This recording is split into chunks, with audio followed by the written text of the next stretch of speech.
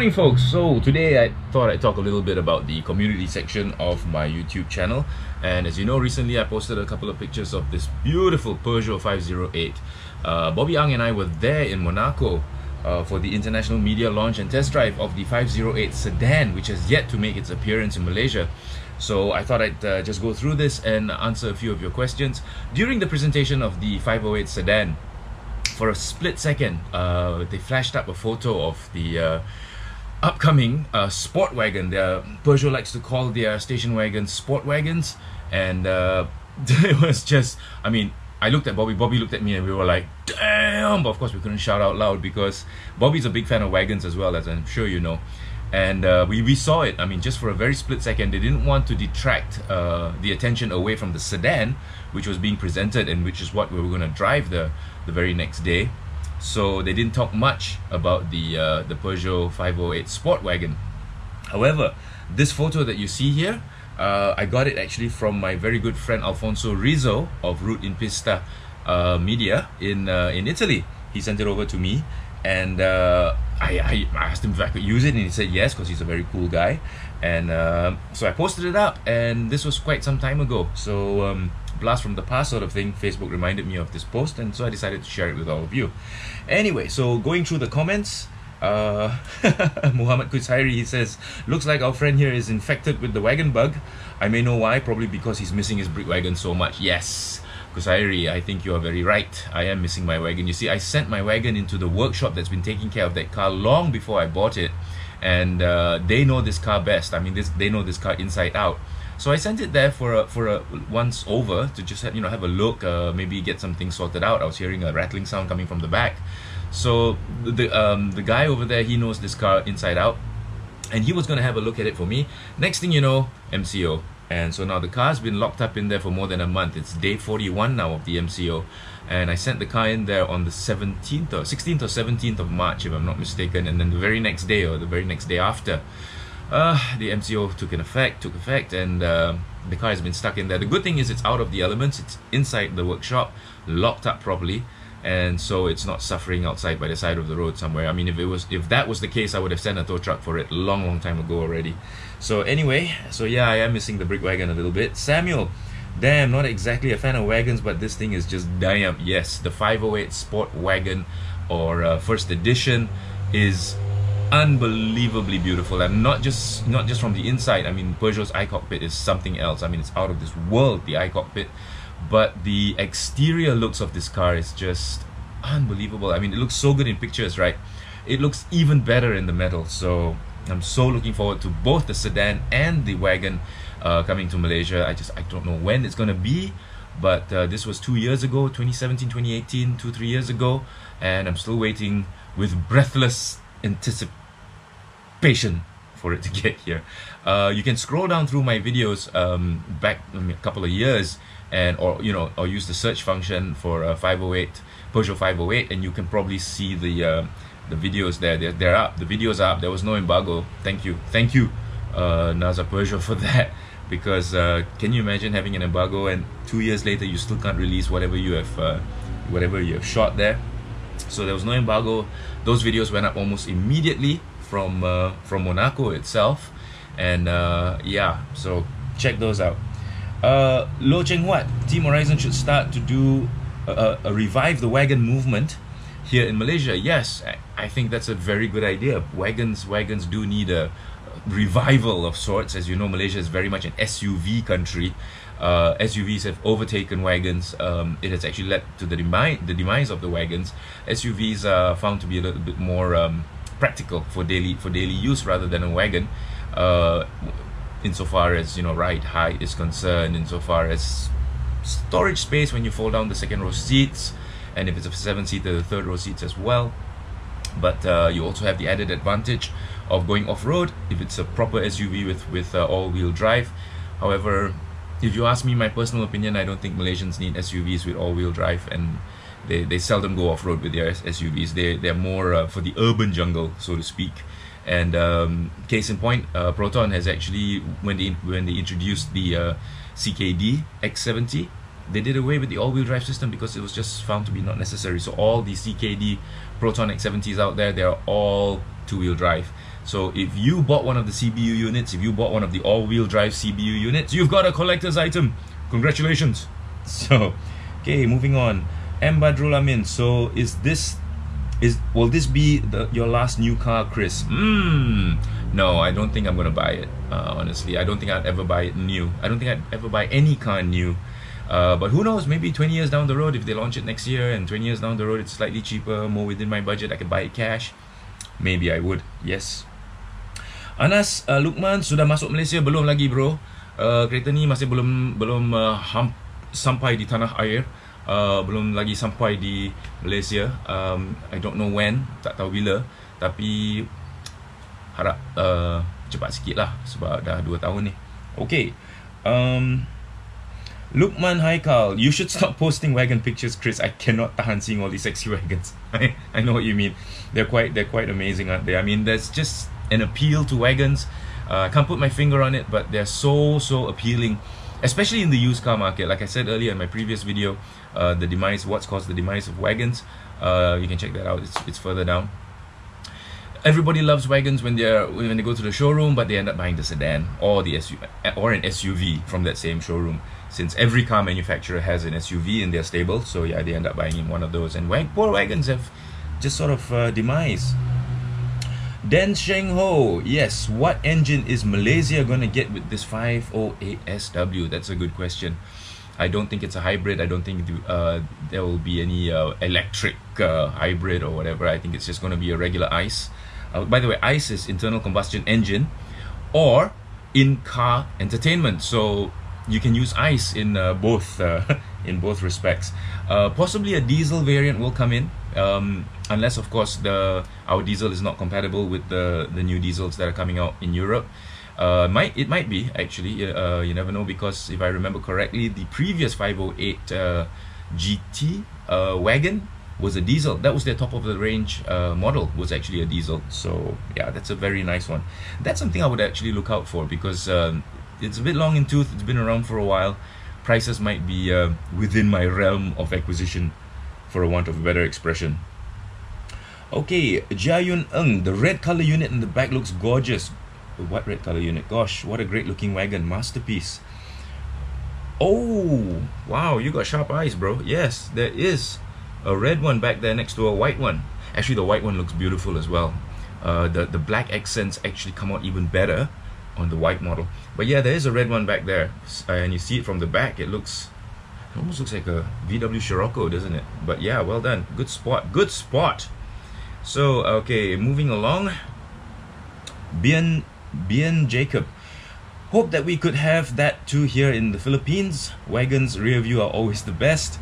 I'll always have a heart for wagons. Yeah, wagons just you know, one of the things that's actually a drawback to having old school wagons is that while the front half of the car is like the sedan variant, the back end is totally unique to the wagon, of course. And I've experienced this firsthand now in regards to the 2 wagons that I've actually, well, no, I've had 3 wagons in my life, but 2 of them were the S123 Mercedes-Benz wagon, the W123 wagon, and also of course my current 245 Volvo 240 wagon. The front ends are basically the same as their sedan counterparts. You can get parts for that quite easily, and I'm talking about trim parts and body parts and stuff like that. But the rears, like the lights and the bumper, the glass, those are all unique to the wagon, and those are pretty hard to get. So yeah, that's one of the drawbacks of owning a wagon. And because they're so rare, not many people bring in the parts for it, so it's like an on order only. Okay, Tiamo FJ. Très belle voiture. Oh, you speak French, huh? So shall I answer your question in a French accent? Okay, I shall try. Okay, yes. As a bringing it in, tested in previous GTSW, but now cannot live with the dear ERV. I have no idea what you are talking about here. I'm sorry. Okay. In Malaysia, it's still acceptably low and does negate the diesel ethos. So yeah, again, like I was mentioning about the diesel, whether our diesel will be compatible for this vehicle, if they bring in a diesel variant, I'm not sure about that. So yeah, but yeah, the low-end torque, yes, absolutely. Tiamo, the low end torque is very, very nice on diesels, turbo diesels especially. I had a naturally aspirated diesel engine car once, truck once. It was a 2.5 Ford Courier, non-turbo diesel, and yeah, without the turbo, the low end torque, you can pretty much measure 0 to 100 on a table calendar. If I had one here, I'd show you. Anyway, Techstream 001 resembles the Panamera. Interior is refreshing too. Yes, although I didn't show photos of the interior in this community section. If you look at Peugeot's current iCockpit interiors, you will notice just how fantastic these interiors are. They are absolutely brilliant. The Peugeot iCockpit, I can't put it into words. Go Google it right now if you want. While you're watching this, go Google Peugeot iCockpit, and then you will see for yourself what I mean. Sorry, I don't know what happened, but my Google Assistant just suddenly came on and asked me what I wanted her to do. Anyway, okay, all right. The Tayalan Palanisami, the most sexiest wagon on the planet. Yeah, I have to agree. This is one of the most sexiest wagons on the planet, for sure. Danny Haikal, wow, damn sporty. When is it coming here? Wow. Good question, Danny. I have no idea. I thought it was going to be 2019, last year. I thought the new 508 would be coming in, but so far no. And with the advent of the MCO and this COVID-19, I think it's going to be a while before we see a major launch. Not just for this car, but for many cars, new cars in Malaysia. They're doing a lot of online launches now, but it's not the same as just being there up close and personal. Yeah. Young Eric Dion. There's a couple I saw here in Singapore. Of course, Singapore would get these cars before we do. Quite obviously, it's very often, unless it's a Proton or a Perodua, that Singapore will get it first before we do. But hey, hopefully you'll get here soon. Okay, Muniandi Sunataran. Yes, it's awesome. Wonder when it's gonna land here. Yeah, we're still waiting. I'm still waiting as well. Lim Yubian, too bad not sufficient volume for wagons in Malaysia. They're the most awesome variants. I have to agree. Alongside cabriolet variants, I think wagon variants are the most awesome variants to have in a vehicle lineup. Great. Yeah. Coltrane. Yeah, Coltrane 7. But when will Malaysia bring in this wagon? You know what? Even if the 508 does eventually get launched in Malaysia, I would be very, very surprised, and of course very pleasantly surprised, if the wagon variant came along as well. Yep. Martin SNG, killer butt. Oh yeah, absolutely, Martin. Killer. It's me, Ferrari inspired. Who knows? I mean, these days, car designers are jumping ship from left to right and everything. I mean, even Peter Schreier joined Kia. So a lot of times when they move over to a new manufacturer, there are some elements of their previous designs which you will see in the new designs for the new car manufacturer that they're working for. I mean, it's just human nature. I mean, you stick with a tried and tested and proven formula, and you just expand on it, and yeah, it happens. So that's why a lot of cars these days, especially from the back, I find a lot of German cars these days are starting to look very, very much alike from the rear. Okay, Audi, Mercedes, BMW especially. So, Little Joshi, wow, yes, absolutely wow. Ryan Chang, hybrid? No, I don't think so. This, well, for Malaysia, I'm not sure, but the ones that we drove here, these were all just regular ICE. So there was also a first photo that I posted of the car from the front, as you can see. Okay, from the front, again, it looks very much like just the regular S508 sedan. But the back end of this wagon is just absolutely brilliant. Oh, Tiamo's here as well. Memang handsome. But kalau beli ni kena guna Volvo punya Foreman, I guess. But, oh, sorry, the former catchphrase, for life, yeah. French cars are pretty reliable, and they're basically got the very difficult correlation between comfort and handling right, nailed down proper, and yet resale value is almost non-existent. Sadly, yes, that's very true. The resale values for French cars have never, not just Peugeot, I mean Citroën as well, Renault, have not really been very good in Malaysia, unfortunately. But then again, I've always said this, right? Are you buying the car for yourself, or are you buying it for the next person? You know, it's like not sleeping with your girlfriend and not having sex with your girlfriend. What are you saving her for the next guy? Come on! You want a car, you like the car, buy the car. Life is too short to drive boring cars. Hashtag, hashtag. Yeah, YOLO, hashtag, hashtag. So you like it, buy it. You only live once. You're going to use that car, enjoy it. Why buy a car that to please the next buyer? Why buy a car to please the next owner? You know, buy a car that pleases yourself. So when it comes to resale value, if you're really worried about resale value, don't ever buy a new car. You know, do what I do, just buy used cars because they've already depreciated and they've plateaued out. Buy a used variant. Don't ever buy a new car then. If they are that worried about your resale value, I mean, but if you like a new car that you see something that you've really wanted or really fits the bill, buy it. Who cares about resale value? You only live once. Buy it, use it, enjoy it. Cheng Yi Chung, would it really be coming to Malaysia though? I'm really crossing my fingers for the new 2008 and 208. Yeah, absolutely. This will come in eventually. Okay, Peugeot is very strong here in Malaysia. The team behind Peugeot in Malaysia, the management team behind Peugeot in Malaysia are very, very proactive. They're car people, believe it or not. They actually like cars. They're car freaks actually, car enthusiasts. And so I'm pretty sure they want this car in as well. And it could very well be that demand worldwide is so great that we have not gotten our allocation yet. Yeah, I mean, it could be down to something as simple as that. Yeah. Puvanis Warren Subramaniam, yes, agreed.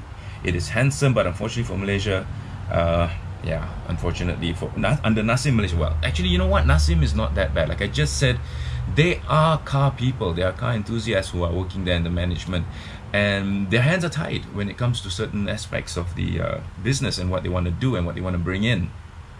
And so, you know, after sales across the board, every single car manufacturer that I know needs to improve. Yeah, because consumers in Malaysia are very fussy. They're never satisfied over the smallest thing. You'd be amazed some of the stories I've heard. A misaligned bumper and the owner wants a new car. I mean, come on, seriously.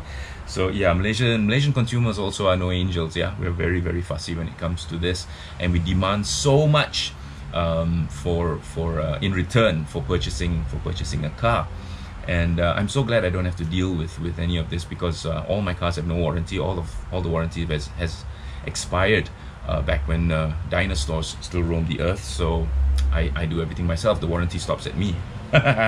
So Jimmy GCH, in terms of design, definitely they are awesome. Reliability part is a question mark for me. Yeah, well, that can be said across the board as well, just like after sales. I mean, there's no perfect car out there. All cars are actually some problems usually crop up, even for cars as reliable as Toyotas or Hondas, and problems usually will crop up. So there's no such thing as a perfect car out there. I mean, they're man-made, and man is not infallible. Man is infallible. Sorry, not infallible. Sorry, we are fallible.